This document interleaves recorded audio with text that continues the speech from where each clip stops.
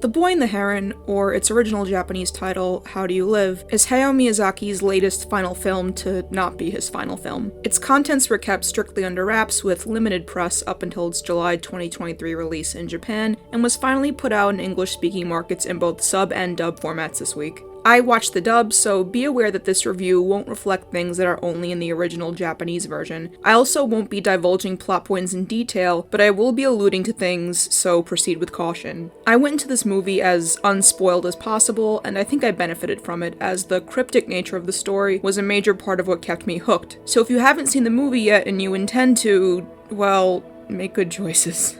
The film revolves around 12-year-old Mahito, moving out of Tokyo and into the countryside, with his late mother's pregnant sister becoming his stepmother, right in the middle of the Pacific War. The story is very loosely adapted from the Japanese novel How Do You Live, a childhood favorite of Miyazaki's written by Japanese socialist Genzaburo Yoshino, who wanted to educate young readers on progressive social ideals and personal philosophy while under the thumb of the imperial Japanese government, who had imprisoned him for his politics. While coming-of-age stories are Miyazaki's bread and butter, this is notably one of his only films to revolve around an adolescent boy rather than a young girl. Just the same, in many ways, this movie is brimming with Miyazaki's visual and storytelling staples, while also feeling like a significant departure from his past works. The film largely takes place in two settings, with the line between them murky, but also so distinct in style and tone that it almost feels like two different stories. For nearly the entire first hour, Mahito is in what could be called the real world, and once he crosses over into the fantasy realm in search of his mother, the shape of the film changes gradually but massively by the time it's done. For the first segment, the film is almost shockingly slow and largely silent, meandering as Mahito settles into his new life. There is very little dialogue for this segment. It takes Mahito around 10 or so minutes of the film to even really start speaking once he arrives, and he mostly walked around stony-faced and troubled. Each scene has a bit of strangeness to it, but the fantasy doesn't leak in for a while. Still, nothing feels quite right. I used the word cryptic earlier, but that was the phrase that kept coming to mind as I watched. Every detail, be it a brief piece of the scarce dialogue or a visual element, seemed to be a clue as to what was going on, but their meanings weren't beating you over the head. It felt as if you were being invited to puzzle out the story yourself, slowly and gently. The narrative seems to breadcrumb these tidbits of information for the entire segment, while never offering much actual exposition, and this continues throughout. In this sense, the film did almost feel like a mystery to me for the bulk of its length. I was almost expecting some grand reveal at the end, maybe with some monologue that would make sense of it all. But instead, Miyazaki ties all those little breadcrumbs together, coupled with strong visual language to make it all cohesive without spoon-feeding you much of it. It has all the trappings of a child-friendly Ghibli movie on the surface: cartoonish, colorful characters, food that you want to make a repetitive Twitter thread about, and big, visually stunning adventures.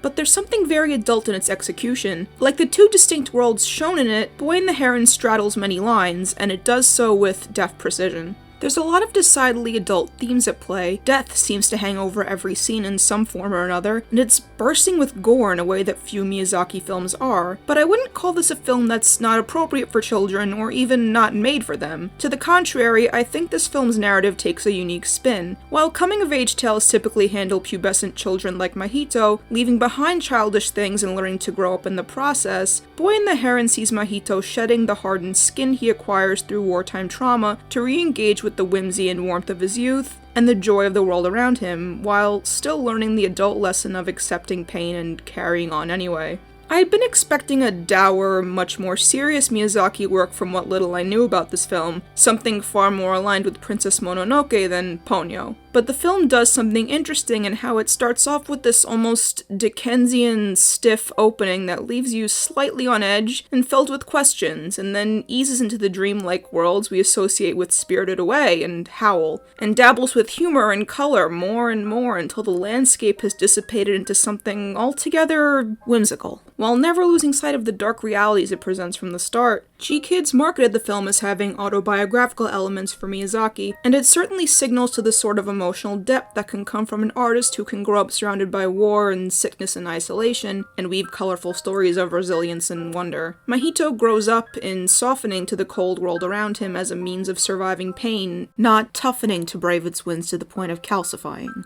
It's a pretty compelling reversal. Maybe there's a kind of maturity in knowing that life can be tragic and finding a reason to keep going while you're fully aware of that. The The dub was handled by G-Kids, making it the first Miyazaki dub to not be led by Disney in a very long time. I think, however, they put the film in good hands, as their reputation for quality dubbing has become pretty established already. I remember enjoying their work on Promare quite a bit, and I think they did a good job of retaining what made the Disney dubs work. The voice acting is neither too cartoonish nor too straightforwardly theatrical, with a good blend of Hollywood screen talent and voice artist veterans, and in that sense I found it very reminiscent of the beloved dubs of films like Spirited Away and Ponyo. Far and away, I think Robert Pattinson was the standout performer. His unorthodox character voice for the Heron definitely took some people, including me, by surprise, but his actual performance honestly blew me away. There's a lot of nuance and flair to his technique, so much so that despite being constantly aware of who was playing him, I found myself getting lost in the character anyway. The Heron goes through a lot of transformations, both physically and emotionally, throughout the film, and his voice work reflects these ups and downs flawlessly, infusing the character with pathos and comedy alike. It made me eager to see Pattinson do more voice acting in the future. Some other standouts include Willem Dafoe in a brief but impactful role, and Dave Bautista, who is quickly becoming my favorite wrestler turned actor. I have found myself getting more and more excited every time I see him in a cast list for a new project. Christian Bale returns to the Miyazaki-verse as Mahito's father, but I honestly found his performance kind of distracting. His accent sounded a little all over the place, and I kept getting kind of taken out of the moment by it. It was definitely a departure from his performance as Howl, for better or for worse, but he's not a huge part of it, so whatever. Florence Pugh did a strong job as one of the characters that inhabit the fantasy half of the story, and I think it was a fun difference between her work in Puss in Boots last year. I also enjoyed the gaggle of old women who live on Natsuko's estate, who are played by a mix of veteran voice actors and screen actors like Orange is the New Black's Barbara Rosenblatt. Karen Fukuhara, a relatively younger but already well-known talent from a number of successful geek IPs, has the Ghibli dub style nailed perfectly. Boy and the Heron should do it for any Ghibli fan, but I do think it'll probably hit the spot best for fans of Princess Mononoke and his other more somber pieces. This is probably one of Miyazaki's most thoughtful films, so much so that I wonder how much justice I can do it in a review so soon after seeing it, because there's so much to chew on thematically and artistically. It's beautiful visually, but you'd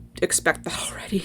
I will say, though, that I thought it was excellent and arguably one of his best films in quite a long time. And remember when I say that I don't think any of his films are even close to bad to begin with. I also think it's one of his films most liable to spark heated discussion, and I think that's a high compliment for a filmmaker so late in his career.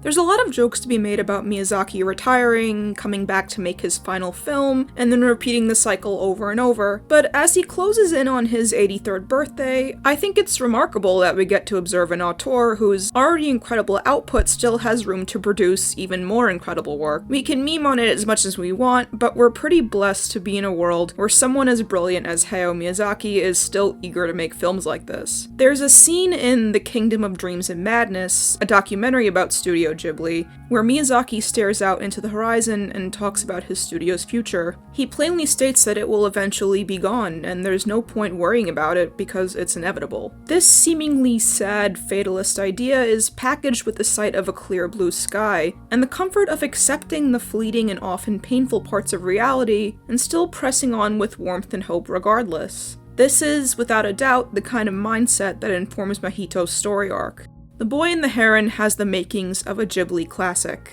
and I think it's a grade A piece of film.